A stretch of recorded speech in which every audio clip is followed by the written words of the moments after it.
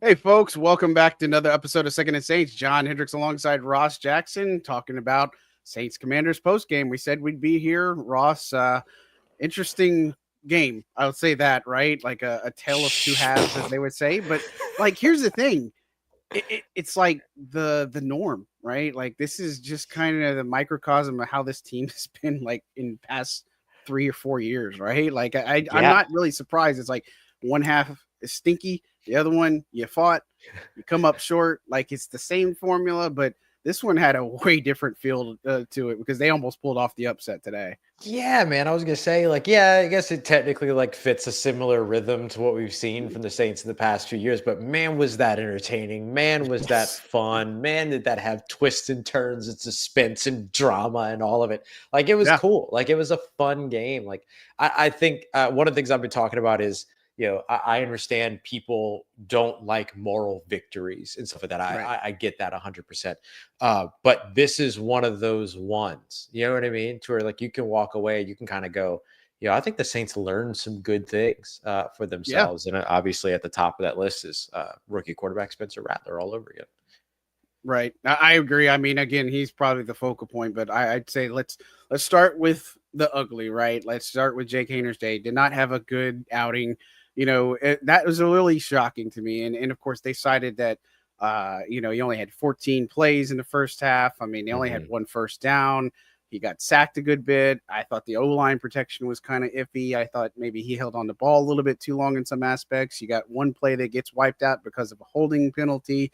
And, you got a drop on the other end.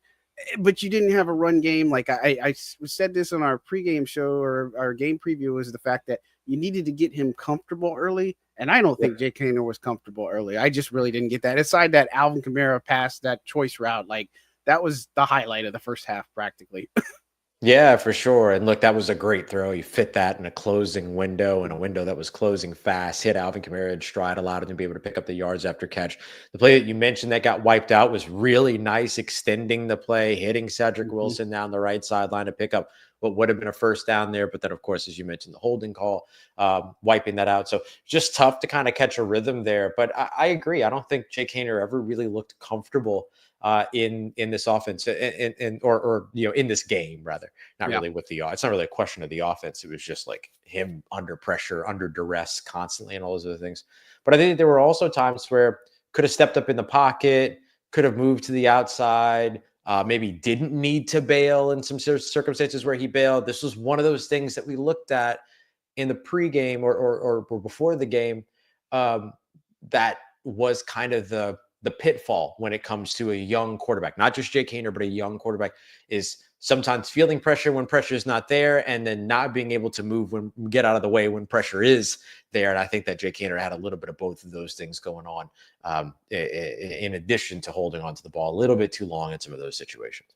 Yeah, and of course, the interception, that was not a good decision, right? Like, bad decision. A good ball, bad decision. I mean, it was just one of those things where you're just literally trying to make something happen. And again, when they were down 14-0, I kind of put this out on social media. I'm like, it feels like 28-0 because their offense had nothing working for them. I mean, at one point, even going into the first half, like when it ended, Alvin Kamara's big play was 29 yards. They had not even netted 30 yards because of all the sacks on offense. Right. Like, that's how bad it was. And they were struggling on third down. Like, I mean, it just looked bad. And I mean, it was like Randy Jackson, it was bad, dog. And look, I know that people are going to like Jake. He stood in there. He took it like a man. Like, I wouldn't expect anything less to that. He talked to us after the game, said he knows he's going to get criticism.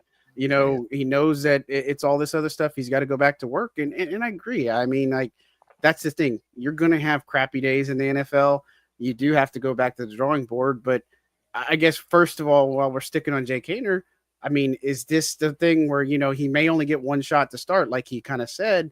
Is that kind of it for him? Or do you think it's like, okay, well, realistically, let's just see what happens and how it plays out? Because I think most people are like, okay, write him off because Spencer's definitely got to be your quarterback now. Well, it's a challenging question to answer because I can't get into the heads of the entire Saints offensive staff, right? And Sure. Darren Rizzi. But here's what I will say.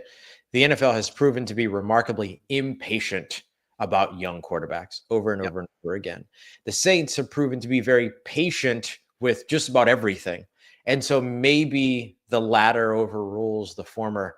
But I have a feeling that it's going to take something a little bit more drastic for Jake Haener to get another opportunity to start. I think if Derek Carr can't go next week, the Saints go with Spencer Rattler, and it would take Spencer Rattler struggling for them to go back to Jake Haener, assuming that Derek Carr isn't ready to go up against the Raiders, which I know is a game that he would love to be ready to play in. So I don't know if he does get another shot. I think that the way that he looked at it going into the week of like, hey, I don't know if I'll ever get this opportunity is unfortunately apt.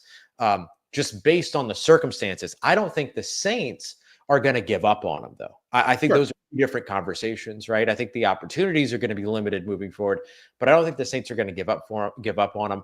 I think the Saints will continue, though, to maybe shift their focus of potential starter over to Spencer Rattler while they continue to look at Jake Haener as a very quality backup developing with starter potential. And I think those are two very different conversations at the NFL level. Right. You go back way into camp, like when they drafted Spencer Rattler, like we were told all along, like, no, we plan on developing both of these quarterbacks. They had the thing about who's going to be the backup. And look, we saw it at training camp. We saw all the different times where, Jake looked great on one day and Spencer looked great on one day. And look, you see the talent level in both of them. And I mean, Spencer obviously, had his 3 starts and it was what it was, you know what I mean? And Jake had to come in relief in some of that aspect. One was injury, one was because they said they quote unquote needed a spark against the Chargers. And look, I think it's hard sometimes with this continuity in some aspects. Like you're being thrown to the fire. And I said this too, is on our game preview that if I was Dan Quinn, I'm salivating at this because I've got an inexperienced quarterback at the helm. They were bringing all sorts of pressure to the table. Like they knew exactly what to do. And from a game plan perspective, to be able to affect him, to get him off. And look, regardless of whether he was comfortable in the pocket or the protection broke down or, there's a lot of hands that could be dirty in this aspect, to be honest with you. But, again, for Jake, it's unfortunate because, again, I think the guy was rooting for you. But conversely, you're saying, okay, now in hindsight, if they started Spencer, they might have won this game, right? It's a weird conversation, right? Yeah, yes, that's such a tough one to gauge because does Spencer Rattler find the same success when he's not operating as effectively the change of pace quarterback? Does he get the same calls in the first half that he got in the second half? Spencer Rattler getting some favorable roughing the passer calls and everything that we haven't seen in New Orleans for the likes of years and everything. Yeah. Like I haven't seen the Saints get those kinds of quarterback calls. They didn't get those kinds of quarterback calls with Drew. Like I'm glad you said that because I'm like, I was trying to put my finger. I was like, have they actually benefited from a roughing the passer this year? And then it's like, it just started spinning the mouse on the wheel inside my head. But yeah, you're right. And so it's just like, it's one of those things to where like, you don't know if that goes the same way in the first half and everything and all that. So it is a tough conversation to have, but man, it sure feels like, I think what's fair to say is if Spencer Rattler starts and does in the first half what he did in the second half, which wasn't a lot, he still completed less than 50% of his passes, completed less than 200 yards, but kept the ball away from harm's way. A couple of the incompletions that he had were drops. Frankie Louvu skying up to make a great play on the ball that was actually a really nice pass to Juwan Johnson. He said he should have just put a little bit more touch on it, all those other things. But like outside of all that, like if he is completing passes and doing what he did in the first half and the second half, then yeah, maybe the Saints do end up winning that game. Yeah, I mean, I get it. And I think that it's going to be hindsight. And look, the reality is, I think this is just another game of what if. Like, this has been this team for years. Well, what if they didn't have the injuries? What if they did this? What if they did that? And it's just, I mean, it's the cycle that we're in right now. And again, it's like, okay, what if Derek started his game and he was healthy? They could have probably Right. won if the defense played that Hmm. way. I mean, you know what I'm saying? Like, there's just always Yep. that what if. But the reality is 5-9. Tampa won today. Atlanta's probably going to win on Monday Night Football against the Raiders. But regardless of that, you know, mathematically the Saints are still in it, but let's face it, like, they're not going to make the playoffs. I mean, Yeah. they had to win this game. They had to win against the Rams, but now a loss here against Washington really just puts a damper on everything. But look, I mean, they had to fight. Like, I Yeah. know Darren Rizzi said in his 32 years of coaching, this is the most proud I've been on, and just the way they were able to fight back. I mean, it was good to see that, but again, just coming up short. That's been the theme for this team. Yeah. Yeah. And I don't think Darren Rizzi necessarily hurt himself in this game, by the way. I thought that he coached a hell of a game in this one Mhm. and got everything he needed out of the defense, particularly in the second half, got everything that he needed out of that offense in the second half, and kept their hopes up. Not kept their hopes up, but like kept their heads up throughout what was a struggle of a first half. The Saints finished the first half with 38 total net yards, like as an entire offense. And Spencer Rattler completed a pass to Marquez Valdez-Scantling for 39 yards at Yeah. one point in the second half. Like, that's how everything goes. Then all of a sudden, like, you're in a game where you're in a 14-0 hole and you're calling double passes for Cedric Wilson to drop dimes to Alvin Kamara. Like, it's just like they just never gave up on themselves in this Yeah. game. And I think Darren Rizzi's a big reason for that. Like, this is the kind of game that we're kind of accustomed to seeing the Saints kind of fall off in the second half with or during. But I don't think that we saw that in this game. And I think Darren Rizzi's a big reason why. And I think the spark that you got from Spencer Rattler certainly helped. Don't get me wrong. But man, like, Rizzi just showed like a really good coaching, like, example of why coaching matters, keeping his guys in this game and keeping their heads up going in to the second half with a 2-score hole, and with the Commanders getting the ball to start that second half as well. Totally agree. I mean, look, he's 3-2 now, and the thing is, when he took over, like, I mean, the players said it. They're going to be playing for each other at least. And again, there's no quit in this team. And again, they're playing for each other. But Riz brings a little bit something extra for the table, to the table and stuff. And so, look, I loved the effort. I loved the fact that they were aggressive and went for the win. Like, he I love literally that. said it. Yeah. Kool-Aid was out with a stinger. They lost Alvin due to a groin injury. Marquez Valdez Scantling was banged up and stuff. So it would not have potentially been in winning your favor if you go to overtime. But look, they were going to do it against the Rams if they scored. They did against they did it today against Washington. I think the play call might have left a little to the imagination. Spencer did say that Juwan got held a little bit. He thought he got held a little bit. Hmm. Kevin Austin Jr. might have been open towards the end of it, but again, getting that fight in with Darren Rizzi is probably what I like the most, is the fact that this team just doesn't give up.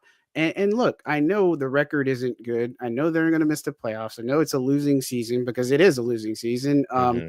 But again, I do think that if Rizzi wins this game, then we're talking about, man, if he can beat Green Bay, then he's got to be the next head coach. But I'm with you. I don't think it put a damper on him and his outlook. I think if anything, it just says, okay, he made the decision to swap to Spencer, which he said he found out with 30 seconds left in the half that he was going to be the starter in the third quarter Yeah. or get the nod. But making those decisions and just the way he's got that passion and energy and that fire to him. Again, I think he's a coach that everybody can get behind. And again, no quit in this team, but it doesn't give you a different result on the stat sheet. Yeah, yeah. Unfortunately, like, I think one of the ways that I talked about it was that in 2 or 3 years, we look back at this game and all that we know about it is that it was a 20-19 loss. Right, that's the Yeah. first thing that's going to come off the sheet when it comes to revisiting that a couple years down the road.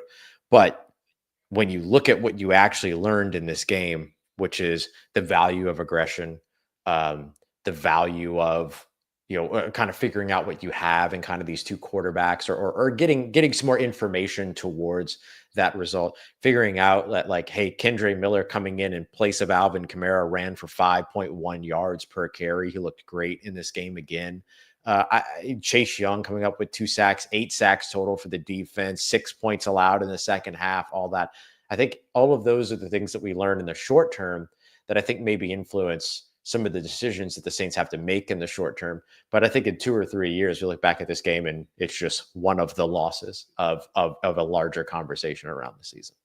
Right. I mean, you brought up great points. I think Kendre, especially on that final drive, like the way their clock management was there, it's like they're doing runs, but Kendre rattles off a big run. Then he rattles off 2 more big runs. Now you got stuff closer to the, when they were threatening to get in the end zone, but like they knew what they were doing. Like they had an established like like a game plan or a plan of attack there. I don't think you got that previously. Like it was always a mismanagement. It was always a cluster. It didn't look right, but they were able to do the things. They just couldn't finish it out. Like, I mean, they finished it because they got the touchdown. They just couldn't win the game. And so I think that's kind of where you get why Rizzi's been a guy who's attention to detail. Like the details matter. And so I think you're seeing a lot of that. But, if they could just ever start strong or just play 4 quarters or complement each other, that's really all this team needs with the right leader, I feel like. And of course, some of the talent needs to be there too. But again, I feel like the second half team, if that was the team we got to see all year, then this is a different conversation, but it's not, I mean, but you got to learn a lot about this team today. And look, it just Kendre being in the doghouse previously, but now, man, he looks like he's a show dog right now. Like the way he's been performing, I'll tell you that was much. Excellent. That was excellent, John. That was excellent. That was awesome. No, I think you're absolutely right. Right, like the giving him a clean slate might be one of the better decisions of Rizzi's tenure, outside of apparently moving on from Todd Grantham, because man, that defensive line came to life all of a sudden in this game against a mobile quarterback. What question mark? And so it was. I think that there was some real, like I said, like I know people don't typically believe in moral victories, but man, if you do, this is definitely one of them. Yeah, I agree. And look, we're going to have plenty more to talk about this because we barely scratched the surface on the defense. So much more to talk about, but we will talk about it once we come back from the break. Word from our sponsor, Underdog. Hey, folks, John Hendricks here, Second and Saints. Wanted to talk to you quickly about Underdog because it is the place to play if you're a sports fan looking to win money while watching sports. With over 5 million happy players and $2 billion won, Underdog makes it fun and easy to cash in on all your favorite athletes' performances. Compete against other players by just selecting higher or lower on 2 or more player stats, and you could win up to 1,000 times your money. So turn every touchdown into a win with Underdog. This season, Underdog is going to be running a special promo or bonus almost every single day, like profit boosts, discounts, or free picks. Plus, all new users get a free pick. You could win up to 1,000 times your money just by choosing higher or lower on player stats like passing yards, interceptions, touchdowns, and much more. Create entries with all football selections or mix and match across your favorite sports. Underdog puts the power to cash out in your hands. Now you can either keep riding with your entry or tap the Win Now button to cash out whenever you want. And with Underdog Rescues, you can get your money back and receive a promo if an early injury causes your entry to lose. With Underdog's Double Flex option, you can even take 2 L's and still have your entry to be a win. So go download the app today and use code SECONDSAINTS to get up to $1,000 in bonus cash instantly. That's code SECONDSAINTS. Now here comes the legal jargon. Must be 18 or older, 19 and older in Alabama and Nebraska, 19 and older in Colorado for some games, 21 and older in Massachusetts and Arizona, and present in the state where Underdog Fantasy operates. Terms apply. Void in Colorado. Concerned with your play? Call 1-800-GAMBLER or visit www.ncpgambling.org. Arizona, 1-800-NEXT-STEP, 1-800-639-8783, or text NEXT STEP to 53342. New York, call the 24/7 Hope line at 1-877-8-HOPE-NY or text HOPE-NY 467-369. Back here on Second and Saints, John Hendricks alongside Ross Jackson. Ross, before we went to break, you were talking about the defense. Look, 2 of those sacks today were no gain plays, right? Like Willie Gay Jr. and Demario Davis both got those. But other than that, even if you took those out, 6 sacks on Jayden Daniels. He was still annoying, but I think the way this defense was able to get pressure today and finish the play, it didn't always work. Like Carl Granderson missed one, and you saw just kind of how it worked out. But I think with the way the Saints had played defensively today, Terry McLaurin goes off in the first half, but in the second half, I don't know what happened, but they turned it up a notch. And I thought the pressure and way they were able to kind of finish some of these plays, and just anytime you get 8 sacks on a premier quarterback like Jayden Daniels, I don't think that's something you just glance over. Yeah, absolutely, man. And I think that you look at, I mean, look, I will be honest too. I think the Saints got lucky on a couple of the deep Terry McLaurin connections. You don't often see Jayden Daniels and Terry McLaurin miss on some of those matchups and stuff like that. But man, there is it just the dice just kind of rolled in the Saints' favor a lot in the second half in that way. And I think that the most important thing is, can you take advantage of it? And they found their ways to do that. But man, yeah, I think that I mean, you heard Cam Jordan speak after the game in some not so coded language around, some of the improvements that they've made with the kind of shifts in coaching and things like that over on the defensive line, and moving from the X's and O's guy to the guy that's done it before in Brian Young, and the benefit that's having and simplifying stuff and everything. Like, just excellent stuff for the Saints defensive line. It was Chase Young. I think it was his first multi-sack game as a Saint, if I remember correctly. Yes. It was also Cam Jordan's first multi-sack game since week 16 of the 2022 season, which is that Gardner Minshew-led Philadelphia Eagles game and everything. What an abysmal game that was for the Eagles there. But like, that's what you got from this. And it's interesting because Brian Brzee wasn't as big a factor as he's been over the course of the past couple of games, but I wonder how much of the fact that he has been an impact over the course of the last couple of games made the Commanders key in on him, which created those one-on-one opportunities over on the opposite side. I think all of those things have to be taken into account here. Plus, Ugo Amadi getting in on a sack as well, who's been really strong over the course of the past few games. Even though it's been quiet, he's had some big time plays, everything like that. So, like, I think the pressure and like the value of that, the one thing that the Saints need to get back to is, it's funny, like, the pass rush is picking up, the run defense is getting a little bit better, all these other things, but then all of a sudden the turnovers, the takeaways have gone away. And so I think that's the thing, is like, it's always replace this with this, as opposed to the complementary of, building both up. Yeah, and let's not kid ourselves. They did miss. They lucked out because Terry McLaurin had that big old bomb. He's wide open, ends up dropping it, which is a rarity for McLaurin. But look, I think in the second half and just overall, Cam Jordan, Jayden Daniels is the 48th player that he's ended up, like, 48th different player that he's ended up sacking in his career, which is insane. But I think what's crazier to me is the fact that this is a guy who is getting 10 snaps a game. Like, why is it all of a sudden now? And I just, again, I don't want to sit here and throw stones, but if DA didn't think he was the right guy, but now he's showing like maybe he's a little bit more of a flash, like, he's got a lot left in the tank. Like, that's really bizarre to me. Yeah. Yeah. I mean, I don't know, man. It's interesting because good it's for like Cam. Yeah, it's great for Cam. It's awesome for Cam. He deserves it. And I think that the thing that's so interesting about this too is all those times last year to where it was like, oh, well, he's still a very, like, reliable run defender, and so we want to keep him on the field and everything.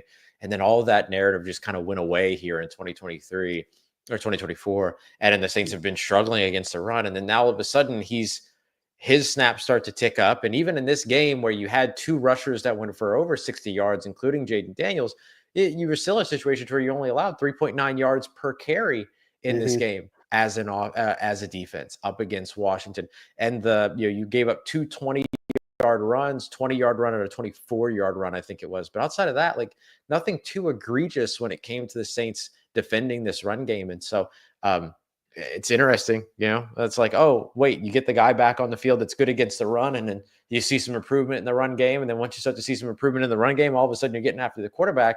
It just kind of makes you wonder, like, oh, how could things have looked if they would have made those decisions a little bit earlier?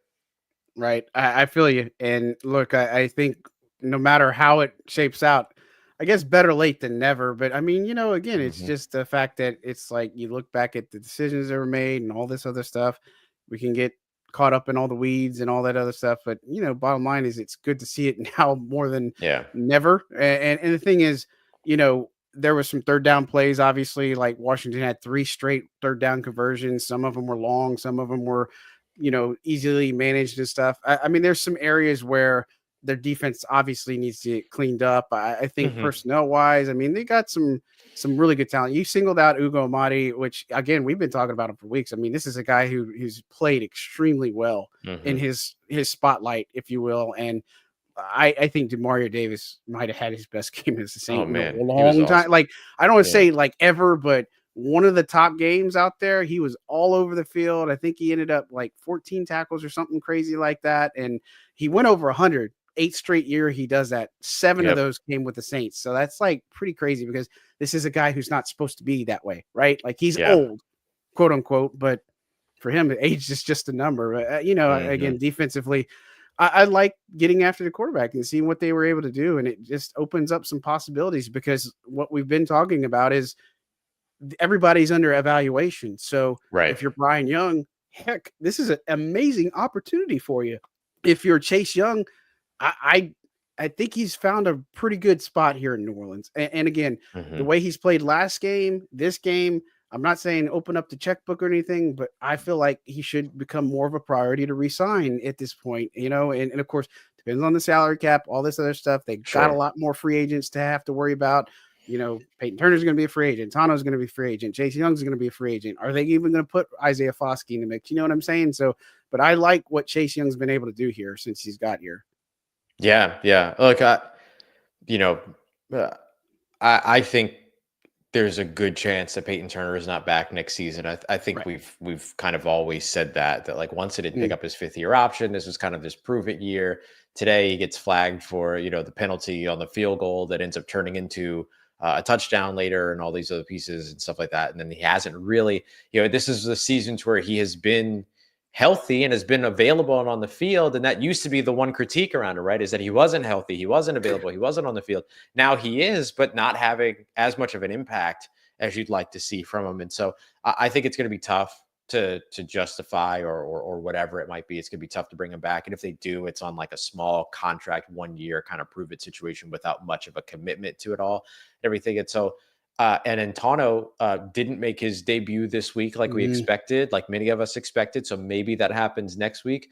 But in any case, I think both of those guys, if the Saints do want them back, and we got to see what the new defensive system looks like next year, right? Because Right. there's definitely going to be a change there. So maybe Yeah. those guys don't fit that mold. But a guy like Chase Young should fit every mold. And so I think there's a good shot that, when you look at the other free agents at the position that are on the way, that Chase Young's the guy that's more likely to be the one that they pursue to try to get back in 2025. Yeah, and it's gonna be fascinating. I mean, you could look at almost a complete makeover on both sides of the ball. I Oh, don't yeah. know if Oh, what's yeah. gonna be, but it depends on who they bring in. Depends if they want to stick with the same system. Are they gonna put something new in? Are they gonna change up how they attack defensively? I don't know. I mean, that's what's gonna be exciting about the offseason, even though everybody's like, oh, no more football. But for us nerds that cover this team, it's gonna be really Oh, man. exciting. Oh, yeah. Uh, but and look, let's obviously not leave the elephant in the room. The officiating sucked today, like on Oh, both my sides of the ball. goodness. Like Oh, it my was goodness. horrible. And look, it rightfully so. The Saints shouldn't have had those extra seconds at the end of the game. Like I was like, Yeah. how did they stop the clock? I ended up turning, but I mean, it worked out for them. And then imagine if Washington lost, like that would have been horrible. But it wasn't just that. You brought up the roughing the passer. Like what first one on Dante Fowler? Okay, he went high. Second one, Yeah. I'm like, I don't really think so. And then some of the other penalties and just the flow of the game, Even like that end of sequence in the third quarter, like it's Oh, just my a goodness. Yeah, man, that bizarre, was they were the officiating crew was a disaster. I could say it a for I dumpster could say fire. it. Yeah, we can say it for Yeah, we both can say it. teams Yeah, who don't, they can't say it. I get it. They risk don't worry. Don't worry, New Orleans. Don't worry, Washington. We got you. The officiating was just bad in this it was game. It was crap. awful. And so like the way, and then the other one too, even like I just kind of criticized Peyton Turner for the penalty that he got called on the field goal. But what do you mean his right leg or whatever brushed the long snapper? Like, what are we doing? Like, I don't know, man. That was all weird. Not I think that the clock not running at the end of the game, and then the Third clock, the quarter fact that thing. they like Yeah. let that they like let clock sit at 0 without blowing the play dead for the field goal at the end of the third quarter, which he ended up missing. So it ended up being just like a practice kick for him and everything. Like, that's just inexcusable. Like, both of those things are inexcusable and everything. And of course, like, shout out to Luke Johnson from over at NOLA.com, Tom's pick, who like did the pool report for the about the clock stopping at the end, and basically the official was just like, it's not reviewable, and then just like, that's it. Like, okay, cool, thanks man for your help, appreciate it. Like, that's just, it's crazy. That's wild. Thanks, Like, Captain Obvious. yeah, right. Like, the clock stopped. Yeah, we know. That's the question. Is like, what are we doing here? But like, this is the NFL's got to do something about officiating, man, because it just gets worse and worse, and these officials get worse and worse every year. Yeah, I mean it is, and again, people don't realize these aren't full-time employees, and the fact is, you can't, if you're a coach or player, you can't talk about officiating because you're going to get fined. And look, Yeah. Darren Rizzi was about as much of a tightrope walk. Like, he even said, like, "Hey, I got to stop." I wouldn't be surprised if he does get some. Yeah, like, he could get some words. Because, yeah, he's gonna get some words for sure. yeah, I mean, but again, you should be able to openly criticize when they can't functionally cover a game. You know what I mean? Well, Like, it's yeah. just a microcosm of everything else that's going wrong. Like, yeah, there's no accountability. Otherwise, they don't have to talk to us. They don't have to talk to media. They're not marched up in front of the cameras. They still get to go and call Super Bowls the same year that they completely screw up something and everything like that. Like, they're just rewarded constantly, and there's just like man, like, I want a job like that. It's where I could just kind of do what I feel like doing, and then all of a sudden, like, I'm good, no repercussions. Like, yeah, I'll do that. That sounds great. I'll take that. Dang. For sure. Well, look, I want to go back and circle back to Spencer Rattler. Yeah.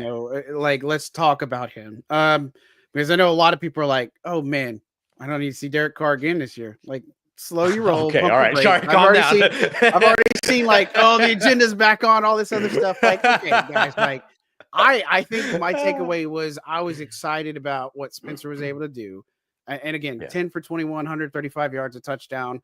I was excited more in the fact that he overcame those 3 games. He sat on the bench, he learned, and he came out there and played so much better than what he had in those first 3 games as a rookie. Like Tampa, he was okay, but the second half in Tampa, it was just like, oof, you know what I mean? Like, they figured him out. And this game, it wasn't perfect. He had some things, but I love the fact that Spencer was way more poised, had played way more poised. He played like what we would expect him to play like, I guess, is what most fans' expectations of him playing like. Yeah, kept the ball out of harm's way as well. Didn't really have anything that felt like turnover worthy in terms of his throws. A couple of his passes batted at the line of scrimmage, so maybe that's something that you're looking at there. I mean, I know he's a guy that, even Darren Rizzi said, "Oh, well, when we drafted Spencer, it was like, oh, he's not the tallest guy, he's not all this stuff." So maybe there's a factor in that when it comes to it, but like, if he learns to navigate that and puts a little bit more touch on the seam pass to Juwan Johnson, we're having a little bit even more positive conversation around Spencer Rattler if he makes some of those moves. So I think that was the thing that stood out to me, was not only, John, did he come in and kind of shake off those first 3 games, those first 3 starts. I thought that he did a good job coming in and not making mistakes. You know what I mean? Was he perfect? No, by no means. But did he make any big mistakes? No, not really. You had a couple of drops. You had the couple passes batted at the line and things like that. And then all of a sudden, like, if those go slightly different, then you're talking about maybe a 15 out of 21 day. That's a very different day to talk about. They moved the ball well, 4 scoring drives. Like, it's what we expected to see from Spencer Rattler after his preseason showing, right? And after his early Tampa showing. But I don't know. I just think that, like, what the Saints learned about Spencer Rattler on Sunday today was really, really valuable. Right. And now my question, you're right. Yeah. Now my question becomes not, does he start over Derek Carr? We know the answer to that. But now my question becomes, when Derek Carr does come back, which I assume he'll be back at some point this season, do you give Spencer now the opportunity to prepare as the QB2 in case you need to turn him, or do you keep Jake Haener in that role because Jake Haener is a little bit more Derek Carr like, to where, like it makes sense for Jake Haener to be the QB2 behind Derek Right. Carr, but do you change that now based upon what you're seeing from Spencer? Well, I think given where they're at in the season, I don't know if that's something they'll do, but I mean, I think it's Hmm. something that based off of what they saw, let's file it in the back pocket, right? And I Yeah, feel right. like what they're Yep. going for, if I'm being realistic, because we've talked about it here, and again, guys, I don't think you should kid yourself. Derek Carr is probably the quarterback for the Saints in 2025. Oh yeah.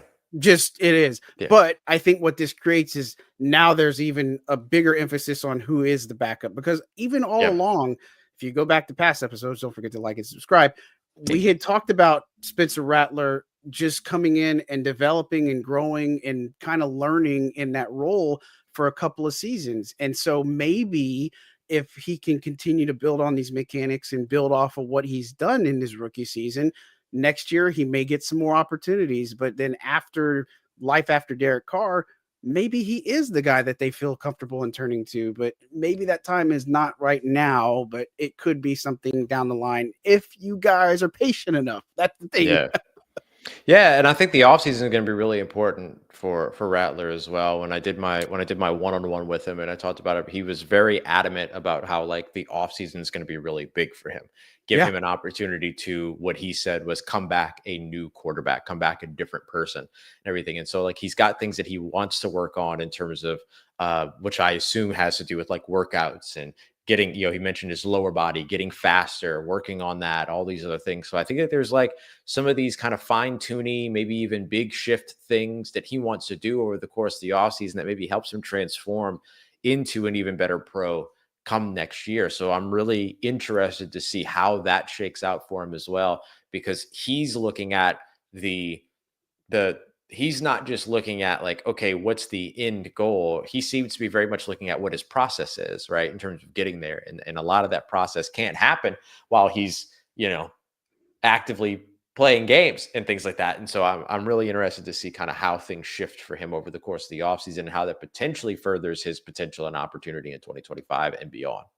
Right. We've talked about building blocks on this show for a while. I mean, he's Yeah. just, I feel like he's another piece that could be a building block. Kendre Miller, golly, if he plays like that, like the sky's the limit for a guy like him. I mean, I know even if you get Taysom back, which you're probably not going to have him at the start of the season, which Right. we should know that, but Kendre and Taysom, I mean, Kendre and Alvin can be a really good 1-2 punch. And that's Hmm. kind of what we envisioned, that it would have been a good 1-2 punch. It's just the injuries have kind of slowed him down. And hopefully now it can put it behind him. He can get some good, better conditioning in the offseason. And, who knows what's going to happen in that aspect. But again, I think they have some young bucks, I guess you could say, that you can really build around in some aspects, or guys that you're saying, okay, I feel good about this guy at this position.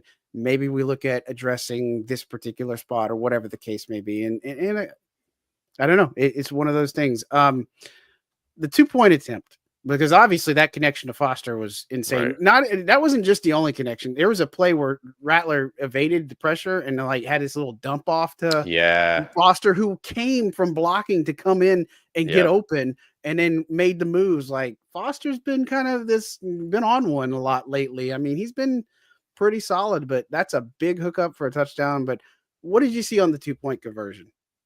Yeah, I look, first of all, I'll say this. I loved the call to go for the win, right? Yes. Oh, totally.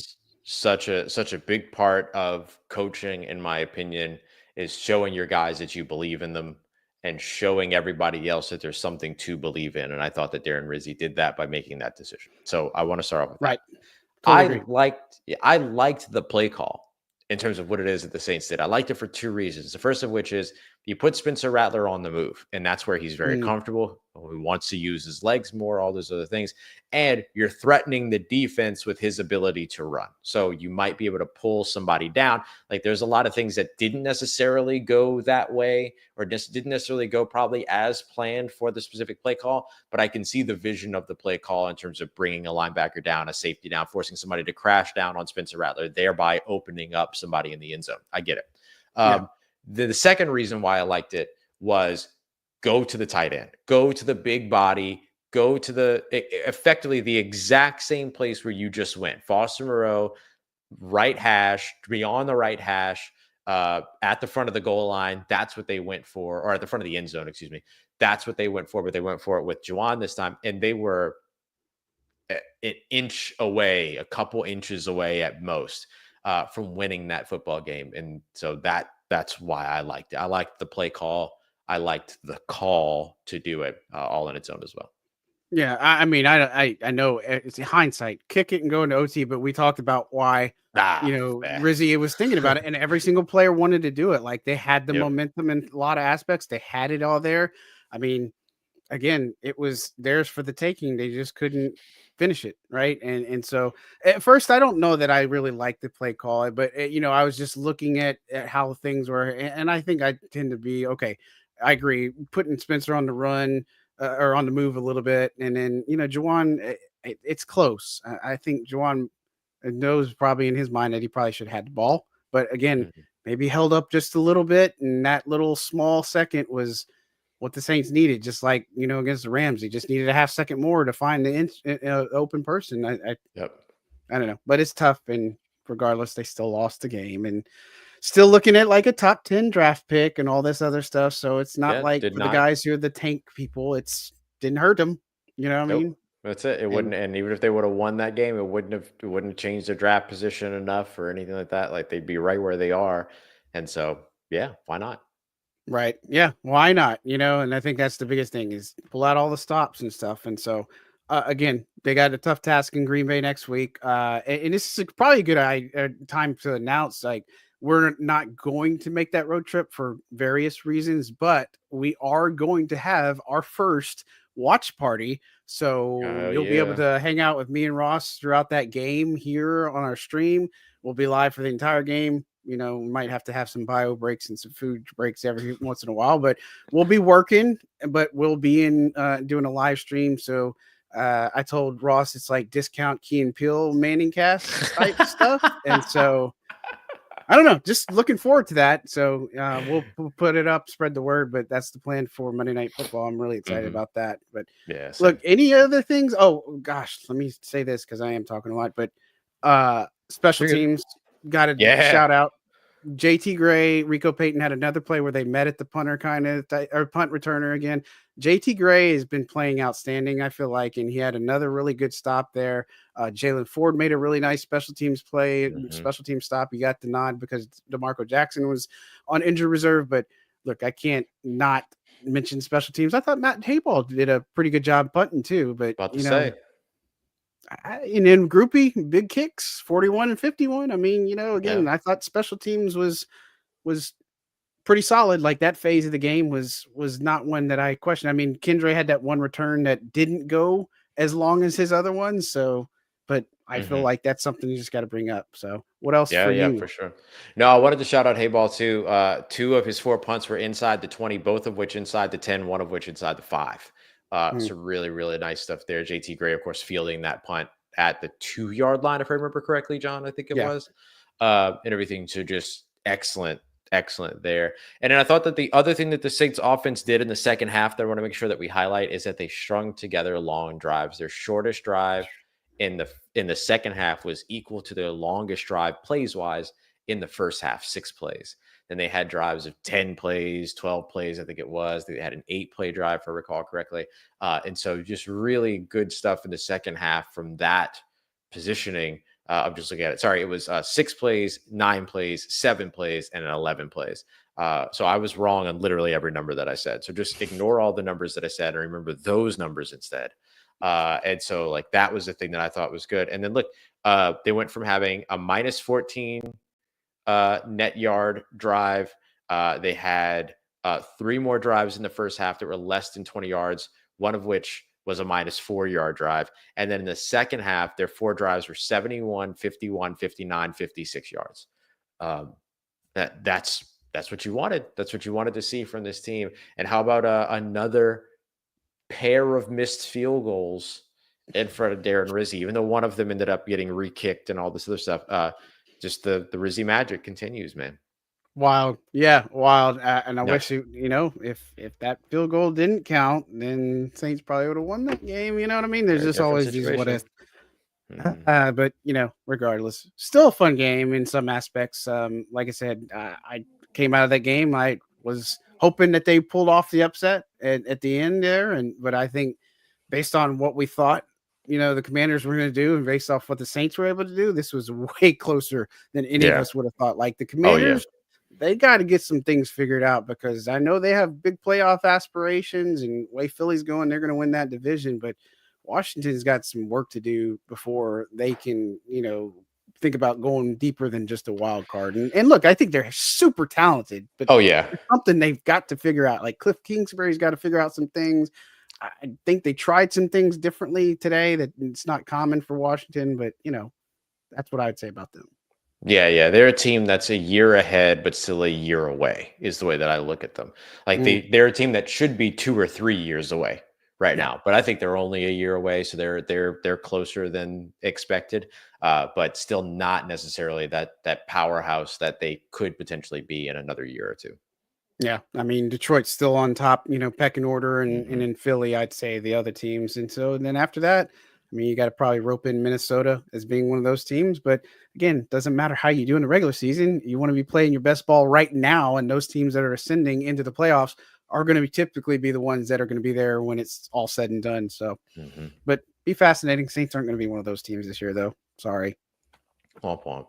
That's okay. Yeah. Very fun off season. Womp, Very fun off womp. season, no matter what.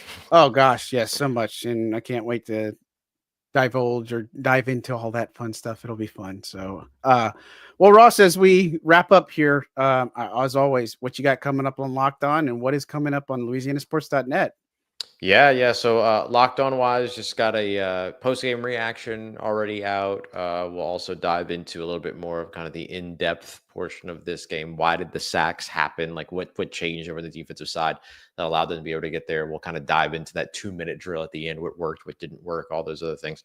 And then over at LouisianaSports.net, got a column up about how Spencer Rattler really proves something to the New Orleans Saints in their comeback, even though the comeback showed up, even though the comeback came up a little bit late, short. There we go. Nailed it. A little bit short. And then more like numbers to know, all those other kinds of things, and another film analysis over there as well. So lots of good stuff coming up as we look back at what was like the most exciting loss that I think I've seen in New Orleans in quite some time. John, what you got coming up over at Saints on SI? Yeah, look, I've got my post game reaction up, and then what we learned piece, and then so we're just gonna, I think, dive more into Spencer Rattler, and of course, I want to look at the angles of where what this team has going into next Yeah, year, right. because I think now it's one of those. Okay, again, mathematically, are they still alive? You can just do it. We know, but let's start looking and seeing what they need for the future and where they're at currently. I've looked at some of that previously. Their salary cap situation is not going to be as crazy as everybody in the national media wants to make it. Like they can make it under the cap. They're going to have money to They'll spend. be all right. Yeah. They'll be just fine. But again, looking at some of that because I think fans are going to start looking more towards the future, and so Hmm. and then we'll see if they can play spoilers down the road. Can they upset a Packers team? Can they upset a Buccaneers team and throw a monkey wrench into everything, if you will? So, Play spoiler, have some fun. Have some yeah, fun. for See sure. if Derek Carr can get a little revenge on the Raiders. Like there's still some good storylines coming up. Yeah. Well, I mean, it's Desmond Ritter, so I don't know if I'm expecting too much for the Raiders. So, but we'll see. Well, We'll see. Yeah, things happen. yeah. So, well, guys, as always, thank you so much for tuning in to Second and Saints. Don't forget to hit that like, subscribe button on YouTube. Really appreciate all your support that you've had for us this season. Again, looking forward to this live stream that Ross and I are going to do for the Green Bay game. So be sure to come hang out. I might be in the future and I might spoil your game. So no promises there. And I might react a little bit. So it's cool. You'll get to see us both in action and we'll try to. I don't know. We'll just see how it goes, but we invite you guys to join us. Saints are going to have an extra day. I guess not necessarily a day off, but an extra day. So they're not going to start practicing until Thursday. So Wednesday is Thursday, Thursday is Friday, Friday, Saturday, and all Right. that other stuff since they play on Monday Night Football. And so at any rate, we will talk at you next week. Thank you so much, guys, for tuning in and gals. And we will holler at you very, very soon. Y'all have a good one. Thanks. Love you.